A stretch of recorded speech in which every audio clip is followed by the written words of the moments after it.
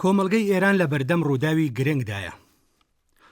عەباسی عەبدی ڕۆژنامەنووسی ڕەفۆرمخواز و ستونووسی ڕۆژنامەی ئیعتماد لە بابەتێکدا سەرنجی خستووەتە سەر دۆخی سیاسی ئێران کە کرۆکی ئەو بابەتە بەم شێوەیەیە. ئەگەر ئاراستەی ڕەوتی حکوومەت گۆڕانکاری بەسەردانەیەت بە سانایی ساڵی 1405 نابینین و پێم وایە بەر لە ساڵی نوێ ڕووداوگەلێک لە دەرەوەی ئیرادەی سیستەم ڕوودەدەن. ئەوەی کە ئەم پێشبینیە تا چەندێتە دی گرنگ نییە. ئەوەی کە گرنگە ئەم لێدوانە لەلایەن کەسێکی وەکو عەباسی عەبدیەوە دەردەبردرێت کە نزیکە لە بازنەی بەرتەسکی حکوومەت و ساڵی ڕابردوو کاری زۆری کرد بۆ پزیشکیان لە پرۆسەی هەڵبژاردننی سەرۆک کۆماری ناوبراودا. بەڵام ئەم لێدوان و سەرنجانە کە لەم ڕۆژانەدا لەلایەن زۆرێک لە ڕۆشنبیران و مامۆستایانی زانکۆکانی وڵاتەوە دەبیسرێت زۆریش دوور لە ڕاستی و بێبنەمانین. ئاماژە بابەتیەکان باس لەوە دەکەن کە کۆمەڵگەی ئێران لە بەردەم هاتنە ئارەی ڕووداوگەلێکی گرنگدایە. واقعیت ئەوەیە کە هەم لە هەناوی کۆمەڵگەدا ئەگەری گۆڕانکاری گرنگ هەیە و هەم دەسەڵاتیش وەک جاران توانای حکومڕانی نەماوە. بێگومان لەسەر بەستێنی ئەم هەلومەرجە دۆخی ئۆپۆزیسیۆنی ڕژیمیش بەناچاری گۆڕانکاری بەخۆیەوە دەبینێت. لە ئاستی دەسەڵاتدا ئەوەی کە لە بەرچاوە بریتیە لەو ڕاستیەی کە قەیرانە هاوکات و کەڵەکەبووەکان پێکهاتەی ڕژیمیان تووشی داماوی و شپرزەیی کردووە. ڕێفۆرمخوازانی حکوومەتی پتر لە هەمیشە پەراوێز خراون.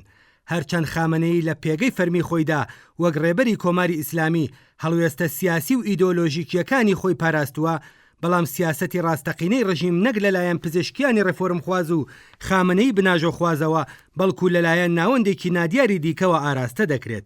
ڕاستە پرسی جێنشینی خامنەی یان فۆرمی ڕێبەرایەتی داهاتووی کۆماری ئیسلامی بەناڕوونی ماوەتەوە، بەڵام دامەزراوە سەرەکیەکانی بڕیاردان لەم ناوەندەدا واتە نیزامی، ئەمنیەتی، قەزایی و ئابووری پتر لە هەمیشە لە یەکتر هەڵپێکراون.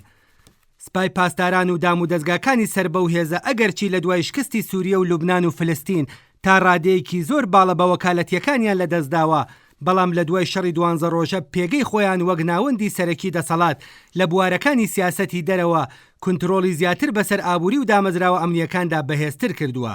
ئەم بەناو ناوەندە نادیارەی دەسەڵات بە شوێنەی کار لەسەر گۆڕینی سیاسەتەکانی حکوومەت دەکات. ئەڵبەتە خاڵی جێگەی سەرنج ئەوەیە کە لە ڕەوتی گۆڕینی سیاسەتەکاندا نەک هەر هیچ نیشانەیەک لە ئامادەیی بۆ چاکسازی سیاسی وەکو ئازادی زیندانیانی سیاسی بە فەرمیناسینی ڕێکخراوە سربەخۆکان هەموارکردنەوەی یاسای بنەڕەتی و هتت بەرچاو ناکەوێت، بەڵکو تەنانەت ئەگەر هەندێک جموجۆڵی کاتیش لەم بوارەدا بەرچاو دەکەوێت، ئامانجلەی تەنها کڕینی کات و تێپەڕبوون لە قەیرانەکانە. ئامانجی کوردماوەی ڕژیم بریتیە لە ڕێگریکردن لە گۆڕانی ناڕزایەتیەکی بربڵاو بۆ ڕێبەرایەتی و ڕێکخراوبوونێکی یەکگرتوو.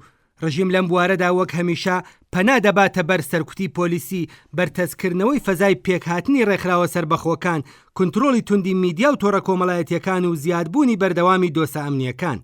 ئەم دەسەڵاتە بۆ کوردماوە توانای سەرکوتکردنی هەیە و هەوڵەداد لە ئاستە جۆرا و جۆرەکانی کۆمەڵگەدا پێش بە پێکهاتنی ڕێبەری و خۆڕێخستن بگرێت.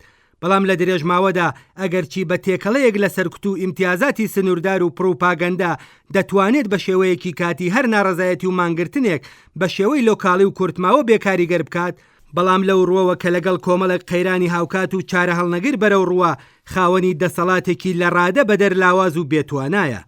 لە ئاستێکی تریشدا میلیتاریزەبوونی فەزای کۆمەڵایەتی و پەرەسەندنی ترس لە سەرکوتی تونند و تیژانە، پەرەسەندنی ئیعدامەکان، سەزای قورسی زیندانیکردن بۆ هەڵسوراوانی سیاسی و چالاکانی مەدەنی، پەرەسەندنی چاودێری ئەمنی و کنترۆلی زانکۆکان، ناوەندەکانی کار و تۆڕە کۆمەڵایەتیەکان هەزینەی ناڕزایەتیەکانی بروەتە سەرەوە.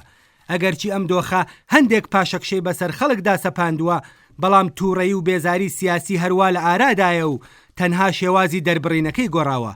خەبات و خۆراگری ڕۆژانە، نافەرمانی تاکەکەسی و بە کۆمەڵ لە بوارەکانی وەک حیجاب، شێوازی ژیان، هونەر و ڕێگاکانی خۆدزینەوە لە یاساکانی سەرچاوی هەڵاواردن هەروە بەردەوامە.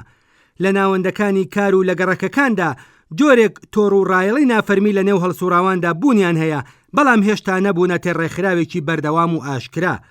واقعیت ئەوەیە کە ئەم ئاستە لە گرانی و پەرەسەندنی هەژاری و برسیەتیە ژیانی لە کرێکاران و ملیۆنان کەس لە چین و توێژەکانی کۆمەڵگە کردوەتە دۆزەخ. هەڵاوسانی هاوسار پچڕا و دابەزینی بەردەوامی بەهای درا و کەمبوونەوەی بەردەوامی توانای کڕینی خەڵک، نەبوونی ئەمنیەتی پیشەیی، بێکاری لاوان و کۆچی بربڵاوی هێزی کاری پسپۆر و لێهاتوو، هەموو ئەمانە دەستیانداوەتە دەستی یەکتر و تەنانەت ژیانێکی ئاساییان بۆ زۆربەی هەرە زۆری کۆمەڵگە مەحاڵ کردووە. درەنگ یازوو کاسەی سەبری ئەم خەڵکە لێوڕێژ دەبێت و لە پێناو ڕزگارکردنی خۆیان و منداڵەکانیان لەدەست برسێتی خەبات و تێکۆشانی خۆیان پەرە پێدەدەن.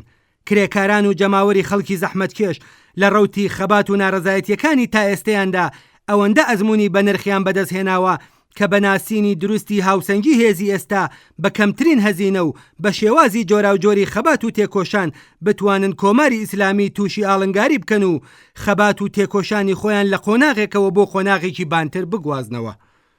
هەروەک چۆن لە ساڵی 1401 شۆڕشی ژن ئازادی دابینرا، کۆمەڵگە توانای یەکگرتووی خێرا و بەربڵاوی هەیە، بەڵام بەهۆی نەبوونی ناوەند و دامەزراوەی ڕێبەرایەتی و ئاراستەکار ئەم یەکگرتوویە لە بەرامبەر سەرکوتی بەردەوام و بێبەزاییانەدا لاواز دەبێ و دەوام ناهێنێت. بەڵام سەرەڕای هەموو ئەمانە گۆڕانی ئەم هەلومەرجە بابەتێکی حتمیە و بەستێنی بابەتیش لەبارە بۆ ڕۆڵی هێزە چەپ و سۆسیالیستەکان لە داڕشتنەوە و بنیادنانەوەی داهاتووی سیاسی ئێراندا.